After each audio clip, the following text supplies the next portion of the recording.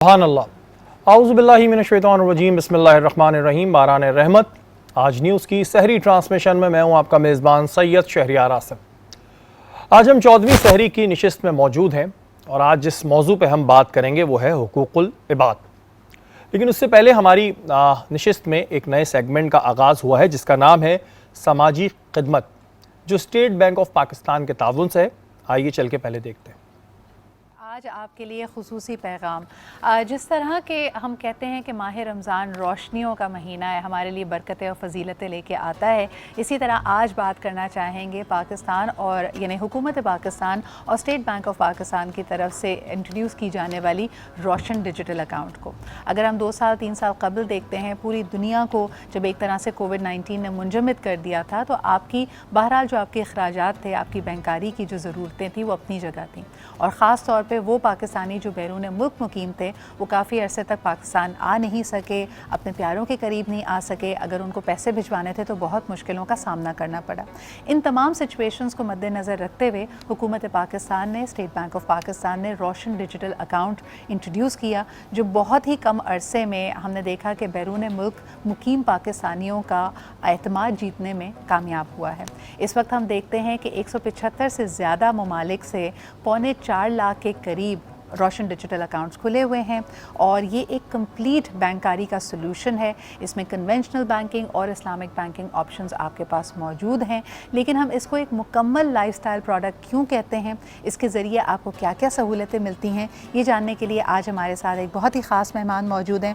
He is a managing director of the deposit protection corporation at the State Bank of Pakistan. ہمارے ساتھ موجود ہیں سید عرفان علی صاحب۔ السلام علیکم اینڈ رمضان مبارک۔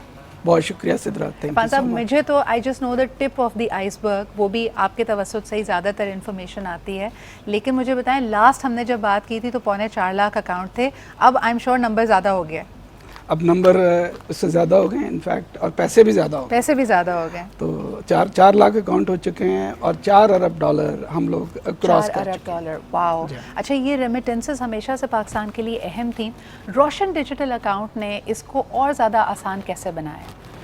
دیکھیں سدرا، جو روشن ڈیجیٹل اکاؤنٹ کی خوبصورتی تھی یا اس کے پیچھے جو مقصد کار فرما تھا وہ تھا دور رہ کر بھی پاس۔ ہم پاکستانیوں کو، نان ریزیڈنٹ پاکستانیوں کو پاکستان کے قریب کرنا چاہتے تھے۔ ہم چاہتے تھے کہ ان کا پاکستان سے رابطہ مستقل ہو اور ڈیجیٹل ہو، تو روشن ڈیجیٹل اکاؤنٹ نے وہ مرحلہ آسان بنایا، اور ہم نے نان ریزیڈنٹ پاکستانیز کے لیے روشن ڈیجیٹل اکاؤنٹ اسکیم کھولی، اور جس میں شروع میں 8 بینکس آئے، اب الحمدللہ 14 بینکس ہیں جی، اور یہ سب بینکس ڈیجیٹلی اکوپڈ ہیں، اور ڈیجیٹلی اب نان ریزیڈنٹ پاکستانیز اکاؤنٹ کھول سکتے ہیں، بلکہ پچھلے 1.5 سال سے کھول سکتے ہیں۔ بالکل، اور اس میں ہمیں یقیناً بہت زیادہ سکسیس ملی۔ تو non residents wherever they are in the world can open their accounts digitally, اور دور رہ کر بھی پاس، اب وہ پاکستان میں ہر وہ کام جو وہ امریکہ، آسٹریلیا، نیوزی لینڈ بیٹھ کر کر سکتے ہیں، UAE بیٹھ کر کر سکتے ہیں، سعودیہ بیٹھ کے کر سکتے ہیں، اب وہ پاکستان میں بھی کر سکتے ہیں۔ عرفان صاحب، بلکہ یہاں پہ تھوڑی سی اور اس کی وضاحت کرتے چلیں کہ کئی دفعہ لوگ اس بات سے بڑا کتراتے تھے، بڑا گھبراتے تھے کہ جی اگر اکاؤنٹ کھولنا ہے، خاص طور پہ بینک میں اکاؤنٹ پاکستان میں کھولنا ہے، تو بیرون ملک مقیم جو پاکستانی ہیں وہ اپنے کون کون سے ڈاکیومنٹس لے کے آئیں، اگر انہوں نے جلد بازی میں آئے ہیں، یہ تمام دستاویزات نہیں لے کے آئے تو کسی ایک پیپر کی کمی کی وجہ سے بینک اکاؤنٹ نہیں کھل پاتا تھا۔ اس کی سب سے اہم بات یہ ہے کہ ودن 48 گھنٹے، یعنی صرف 2 دن کا ورکنگ ٹائم اس میں لگتا ہے، اور آپ کا فعال بینک اکاؤنٹ ہو سکتا ہے، آپ جہاں بیٹھے ہیں وہاں پہ، پاکستان آنے کی ضرورت نہیں ہے۔ لیکن ایک سوال جو ہر کوئی آپ سے کرتا ہے کہ جو ڈپازٹ ہے اس کو نکالنا کتنا آسان ہے عرفان صاحب؟ دیکھیں، ڈپازٹ کی جب اس پروڈکٹ کو ڈیجیٹلی لانچ کیا تو یہ ڈپازٹ آپ جب چاہیں جس وقت چاہیں نکال سکتے ہیں۔ صحیح۔ اس کی پہلی کنڈیشن یہ تھی کہ نان ریزیڈنٹ پاکستانیز جب پاکستان میں، جیسے کہ آپ نے کہا کہ ڈاکومنٹیشن پوری کریں، اور وہ ڈاکومنٹیشن بہت ہی آسان رکھی گئی، کم رکھی گئی، ڈیجیٹل رکھی گئی، اور وہ آن لائن اس کو اپلوڈ کر سکتے تھے اپنے سسٹم میں۔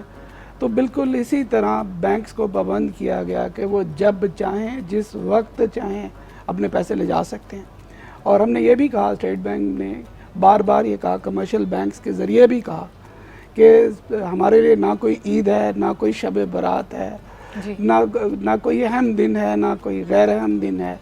ہر دن 24 گھنٹے نان ریزیڈنٹس پیسے لا بھی سکتے ہیں اور لے جا بھی سکتے ہیں. یہ حکومت پاکستان کا ان سے وعدہ ہے. اچھا، یہ کمپلیٹ لائف سٹائل پروڈکٹ اس لیے ہے کہ اگر آپ کے گھر والے یہاں پہ مقیم ہیں، ان کی آپ نے دوائیوں کے پیسے دینے ہیں، ان کی بجلی کا بل ادا کرنا ہے، ان کو کوئی گفٹ پہنچانا ہے، بچوں کی فیس ادا کرنی ہے کالج یا یونیورسٹی کی، یہ تمام تر چیزیں آپ اپنے روشن ڈیجیٹل اکاؤنٹ سے کر سکتے ہیں.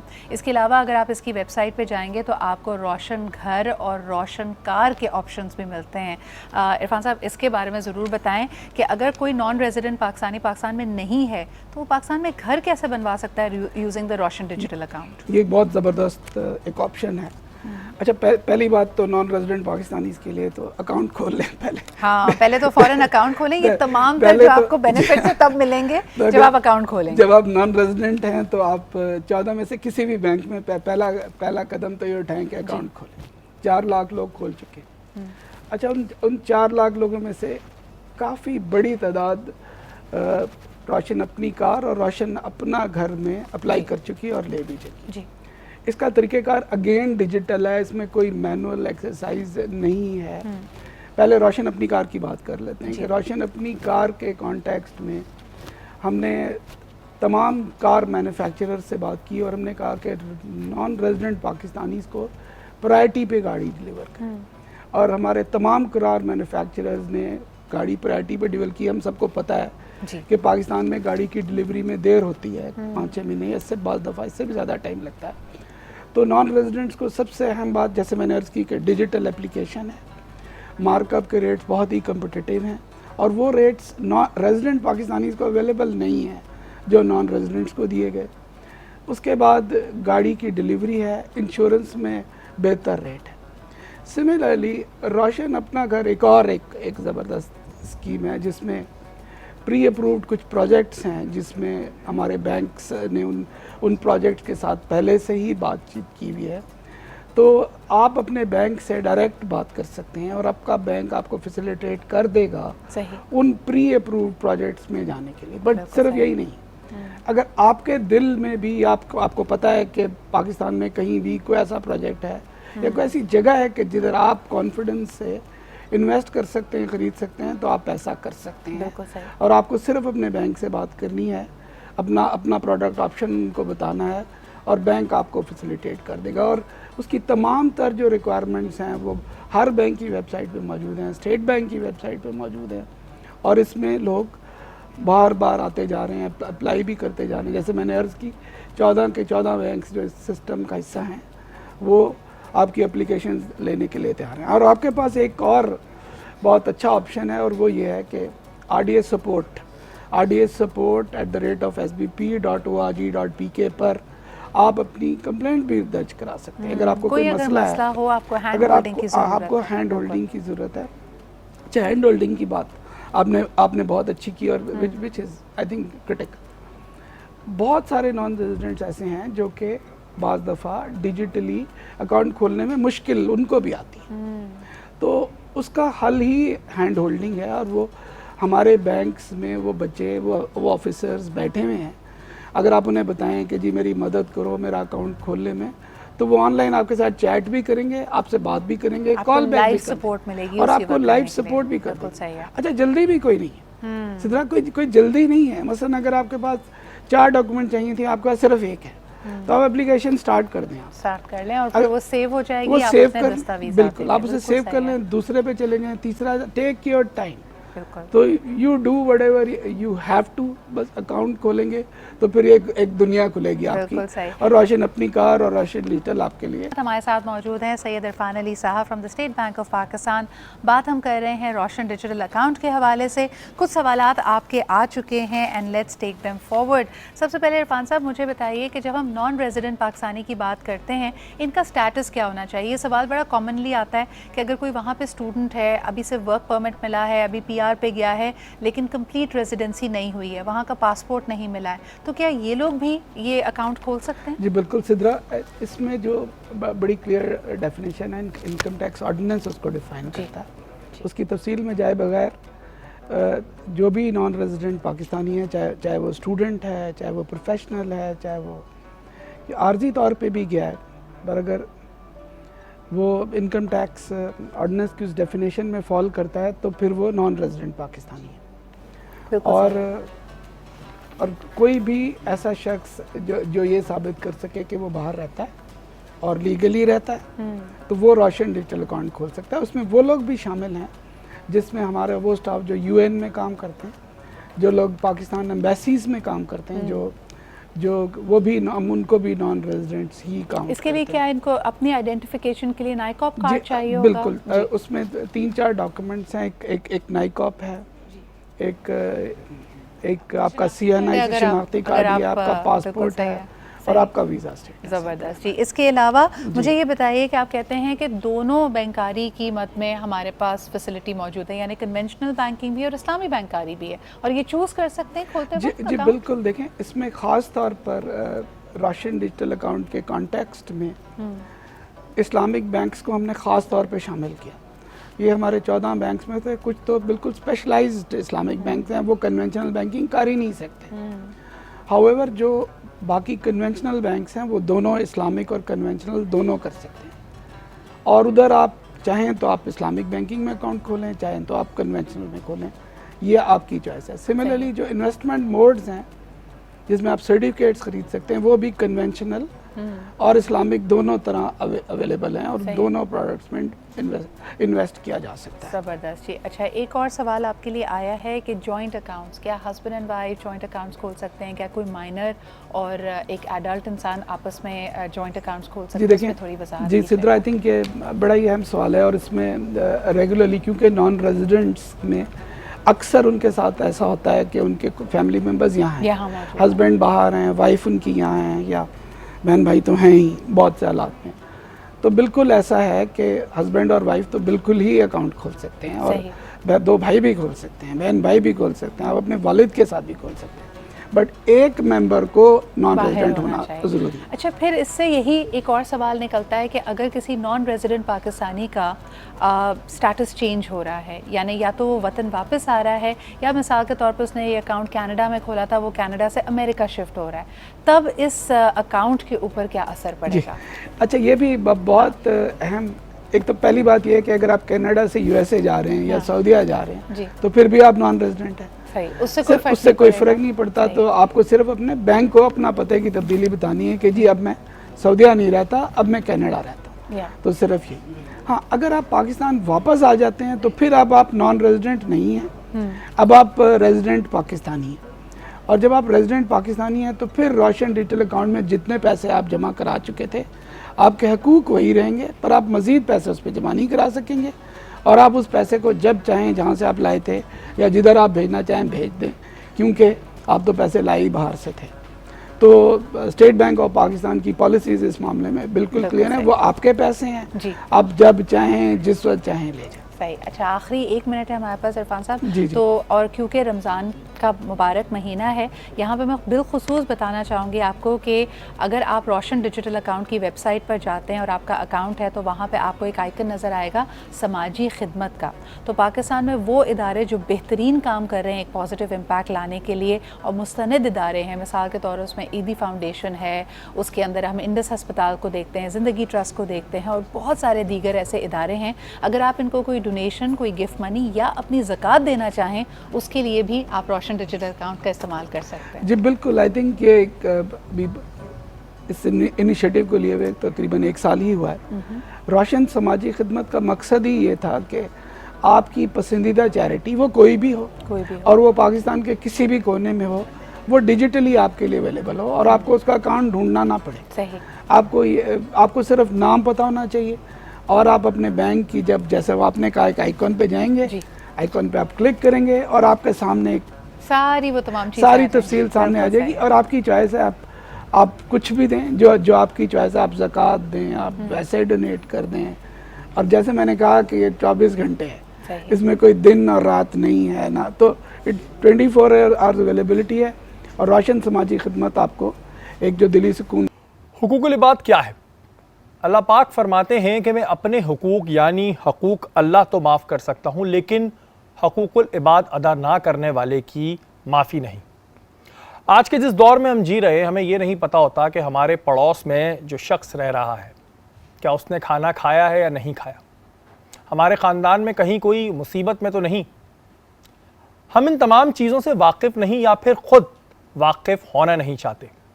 ایک مسلمان کا دوسرے مسلمان پر کیا حقوق ہے، قرآن پاک میں حقوق العباد کے بارے میں کیا آیا ہے، اور جو لوگ حقوق العباد نہیں پورے کرتے ان کے لیے کیا حکم ہے، یہ آج کی نشست میں ہم جانیں گے۔ ہمارے ساتھ موجود ہیں ڈاکٹر زنیرہ عنبر۔ السلام علیکم۔ وعلیکم السلام ورحمۃ اللہ۔ آپ کو خوش آمدید کہتے ہیں۔ بہت شکریہ۔ ہماری آج کی مہمان جیا خان اینکر پرسن ہے، پروفیشنل شیف ہے، اس کے علاوہ بہت اچھی بلاگنگ کرتی ہیں۔ السلام علیکم۔ وعلیکم السلام، کیسے ہیں آپ؟ جیا کیسی ہیں آپ؟ ٹھیک ہیں؟ الحمدللہ بالکل ٹھیک ٹھاک، اینڈ تھینک یو سو مچ کہ آپ نے موقع دیا اس پروگرام میں آنے کا۔ مائی پلیجر، مائی پلیجر۔ اپنی نشست کو آگے بڑھاتے ہیں۔ اینکر پرسن، اس کے بعد پروفیشنل شیف، اس کے علاوہ بلاگنگ، کس طرح یہ جرنی کا سٹارٹ ہوا؟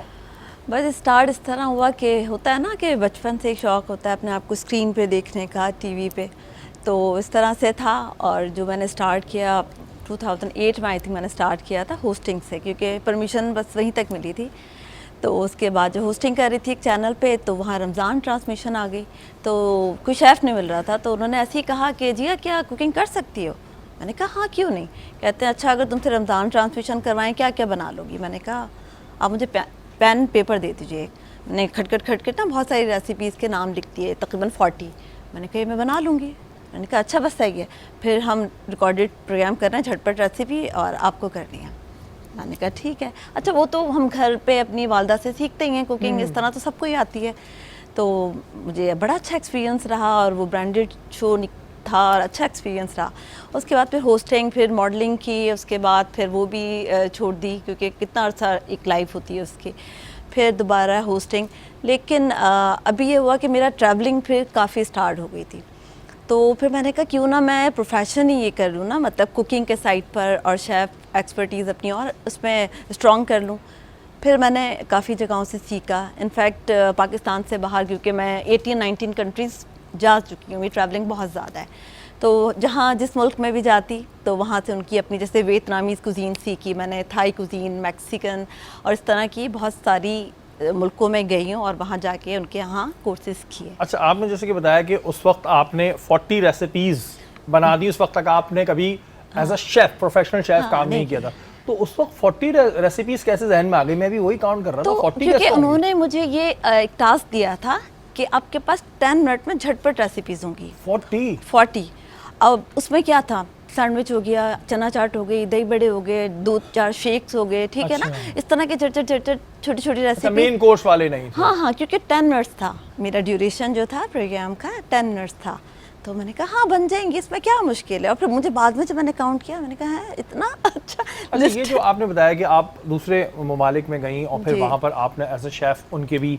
ڈشز سیکھیں، سب سے زیادہ اس وقت ان کس کے ڈشز ہیں اگر ہم دیکھیں جو پاکستانیوں کو پسند آتی ہو؟ کیونکہ ہمیں اپنے دیسی فوڈ کے علاوہ سمجھ نہیں آتے، ایک چائنیز ہمیں سمجھ آ جاتے ہیں، باقی اور کھانے ہمیں سمجھ ہی نہیں آتے، کسی میں مسالہ ہے ہی نہیں، نمک زیادہ ہے، تو ویسے کون سی اس کنٹری کا فوڈ ہے؟ اچھا آپ کو سچ بات بتاؤں نا، تو پاکستان میں چائنیز کو میں چائنیز ہی نہیں مانتی نا، کیونکہ یہ ایک مکس ہے، ایک فیوژن ہے، ٹھیک ہے نا، پاکستان اور چائنیز کا مکس۔ اچھا مجھے جو میرا فیوریٹ جو ہے وہ تھائی کوزین ہے، جو تھائی فوڈ ہوتا ہے نا، اٹس امیزنگ۔ یہاں پہ کیکڑے ویکڑے کھلا دیتے ہیں، پتہ نہیں کیا کیا، نہیں کیکڑے وغیرہ وہ سی فوڈ میں آتا ہے، وہ ہر ملک میں ہوتا ہے، سی فوڈ تو ہر جگہ ہے نا، ٹھیک ہے۔ تو تھائی فوڈ میں کیا کیا ہوتا ہے ویسے؟ اس کی اگر میں انگریڈینٹ کی بات کرتی ہوں تو 2-4 جو ہیں وہ ہمارے ملک میں نہیں ہر چیز میں ڈالتے، جیسے گالن گار ایک ادرک ٹائپ کی چیز ہوتی ہے، لیمن گراس ہوتی ہے، لائم لیو ہوتا ہے، تو اس کی فریگرنس بڑی ہی یونیک ہوتی ہے، بڑی ڈفرینٹ ہوتی ہے، تو جو کہ اس کے ٹیسٹ کو بھی انہینس کرتی ہے۔ اچھا جیسے ہم لوگ دہی کا استعمال کرتے ہیں نا سالن میں گریوی کے لیے، ضروری ہے، وہاں پہ کوکونٹ ملک یوز ہوتا ہے، موسٹلی کوکونٹ ملک کی گریوی ہوتی ہے، تو وہ بھی ایک ٹیسٹ ڈفرینٹ ہوتا ہے۔ تو تھائی کوزین میں بہت زیادہ، لیکن آپ نے یہ بتایا کہ جو چائنیز ہے، یہ جو ہمارا چائنیز ہے یہ پاکستانی تڑکے کے ساتھ بنتا ہے، اگر ہم چائنا جا کے چائنیز کھائیں گے تو وہ ٹیسٹ الگ ہوگا؟ وہ الگ ہوگا، وہ الگ ہوگا، وہ اس طرح سے اسپائسی یا اتنا زیادہ سویٹ نہیں ہوتا۔ یہاں پہ सॉरी टू से मतलब मसाले ज़्यादा खाते हैं हमारे क्योंकि यहाँ शायद तो वो हमारा होता है, फ्लेवर वही है। चिकन कॉर्न सूप में भी इतनी चिली सॉस डाल देते हैं कि वो लाल चटनी बन जाती है। लेकिन अलग अलग ज़ाहिर फूड का अपना एक टेस्ट होता है। मैं जैसे हूँ, मैं देसी बंदा हूँ, तो मुझे कहीं और फूड नहीं समझ आता, मैं बड़ा परेशान रहता हूँ। उस वजह से मैंने पूछा कौन से इन हैं। डॉक्टर सुनैरा, बात हम करते हैं हुकूकुल इबाद की, हमें ये नहीं पता, आजकल तो लोगों को ये नहीं पता कि पड़ोस में रह कौन रहा है। खाने की तो अलग बात है। क्या समझती हैं आप, क्या आज के दौर में लोग हुकूकुल इबाद पूरे कर रहे हैं? बिस्मिल्लाहिर्रहमानिर्रहीम। बिल्कुल आपके सामने ही है। हम जो कहेंगे तो शिकायत होगी और हम खामखा बदनाम होंगे कि मौलवी जो हैं वो तंज़ ही करते रहते हैं। बात यह है कि चूँकि इसमें गफलत ज़्यादा थी और होनी भी थी, और अल्लाह सुब्हानहू तआला ये जानते हैं कि इंसान किस मिजाज का है, उसके आगे क्या क्या कमज़ोरियाँ आ सकती हैं। ओवरऑल अगर हम कुरान पाक की तालीमात को देखते हैं तो उसमें 80% से ज़्यादा हुकूकुल इबाद की साइड अहकामात हमें नज़र आते हैं। बाज़ उलमाए कराम ने तो 90% भी कहा है। अल्लाह सुब्हानहू तआला ने इंसान को तख्लीक क्यों किया है? इकबाल के एक शेर ने मसला हल कर दिया, मुझे बहुत ज़्यादा बात नहीं करनी पड़ेगी, कि दर्द दिल के वास्ते पैदा किया इंसान को, वरना ताअत के लिए कुछ कम न थे कर्रो बयां। अगर सिर्फ अल्लाह को अपनी इबादत मकसूद होती तो हदीस रसूल अल्लाह सल्लल्लाहु अलैहि वसल्लम है कि ज़मीन और आसमान पर एक बालिश, ये एक बालिश कहलाती है, एक बालिश भी जगह ऐसी नहीं है जहां अल्लाह का कोई फरिश्ता इबादत में ना लगा हुआ हो। जो सजदे में है क़यामत तक सजदे में रहेगा, उसमें तस्बीह पढ़ता रहेगा। जो रुकू में है क़यामत तक रुकू में रहेगा, अल्लाह के ज़िक्र की तस्बीह पढ़ता रहेगा। जो क़याम में है हाथ बांधे अल्लाह के ज़िक्र को जारी रखेगा। क़यामत के दिन उठेंगे और कहेंगे या अल्लाह आज हम पे रहम कीजिए, हम आपकी इबादत का हक़ अदा नहीं कर सके। अब आप इनकी इबादत देखिए, और हम अपनी 5 वक्त की नमाज, माह रमज़ान के 1 महीने के रोज़े, अगर साहिब निसाब हैं तो ज़कात, सदका और खैरात अपनी हैसियत के मुताबिक, और ज़िंदगी में उम्र भर में 1 मरतबा हज। ये बेसिक चीज़ें हैं। और अगर मैं कहूँ तो मैं आप हम कहते हैं हमारे गुनाह माफ़ हो गए। और मज़े की बात है, अगर मैं आपसे कहूँ कि ये सारी इबादत भी हुकूकुल इबाद ही के लिए हैं तो आप मुझे चैलेंज नहीं कर सकते। देखिए ज़कात और हज तो आप मान ही रहे, ज़कात हुकूकुल इबाद में से है, माल खर्च करते हैं। आप कहेंगे रोज़ा कैसे हुकूकुल इबाद में से है? हमें भूखा रहना सिखाया ताकि हम दूसरे की भूख को बर्दाश्त करें, और इसी वजह से कहा कि रोज़ादार का जिसने रोज़ा इफ्तार करवा दिया उसको रोज़ा रखने के बराबर सवाब मिलेगा, कि सिर्फ अपने रोज़ों पर इक्तफा मत करो, लोगों का रोज़ा खुलवाओ। फिर आप कहेंगे कि नमाज कैसे हुकूकुल इबाद है? नमाज हमें पेशेंस तो सिखा रही है और बहुत से फ़ायदे हैं, लेकिन बाजमात नमाज को 27 गुना ज़्यादा अजर सवाब अता किया गया। क्यों? अगर मैं लॉजिकली सोचूं तो मुझे ये लगता है कि तन्हाई में जितना हम अल्लाह ताला से निगोशिएशंस कर सकते हैं, हम कलाम हो सकते हैं, मजमे में नहीं हो सकते। लेकिन अल्लाह को ये पसंद ही नहीं है कि आप तन्हा एक कोने में बैठ जाएं। अल्लाह ने आपको बंदों के लिए, बंदों की खिदमत के लिए, बंदों को एक दूसरे के हुकूक के लिए ही बनाया है। तभी कहा जाता है ना, man is a social animal, वो समाजी हैवान है, वो अकेले नहीं रह सकता। तो नमाज 27 गुना ज़्यादा अजर मिलता है अगर आप जमात में जाकर पढ़ें। बिल्कुल। क्यों? क्योंकि इंटरेक्शन करेंगे, लोगों से मिलेंगे, दोस्ती होगी, एक दूसरे के दुख दर्द का पता चलेगा, एक दूसरे के हालात का पता चलेगा। और कुरान पाक में बार बार माँ बाप के हुकूक, मसाकीन के, यतीमों के, हमसायों के, रिश्तेदारों के, पड़ोसियों के, हाँ, माँ बाप के हुकूक की बात करते हैं तो आजकल तो जो बड़ा अफसोस होता है, जो पाकिस्तान जैसे मुल्क में तो एटलीस्ट नहीं होना चाहिए, किसी भी इस्लामी मुल्क में, कि ओल्ड एज होम बने हुए हैं, वहाँ पे अपने माँ बाप को छोड़ के आ जाते हैं ऐसे लोग। जो पहले हम बात करते हैं स्टेप बाय स्टेप, जो अपने माँ बाप के हुकूक पूरे नहीं कर रहे, उनके लिए क्या हुक्म दिया गया? अल्लाह अकबर। शिर्क के बाद कुरान पाक में पहला अमल जो कहा गया, या यूं कहूँ कि पहला हक, वला तुशरिकू बिल्लाहि शैअन व बिल वालिदैनि इहसाना। अल्लाह सुब्हानहू तआला फरमा रहे हैं अल्लाह के साथ किसी को शरीक ना ठहराओ। अल्लाह का ये बुनियादी हक है, अल्लाह को एक मानना। उसके बाद माँ बाप से उसने सलूक। एक शख्स रसूल अल्लाह सल्लल्लाहु अलैहि वसल्लम के पास आता है और कहता है अल्लाह का सबसे पसंदीदा अमल क्या है? आप सल्लल्लाहु अलैहि वसल्लम ने फरमाया कि तुम उसके साथ किसी को शरीक ना ठहराओ। पूछा उसके बाद? फरमाया माँ बाप से हुस्ने सलूक करो। फिर अर्ज़ करते हैं उसके बाद फरमाया औलाद को कत्ल ना करो।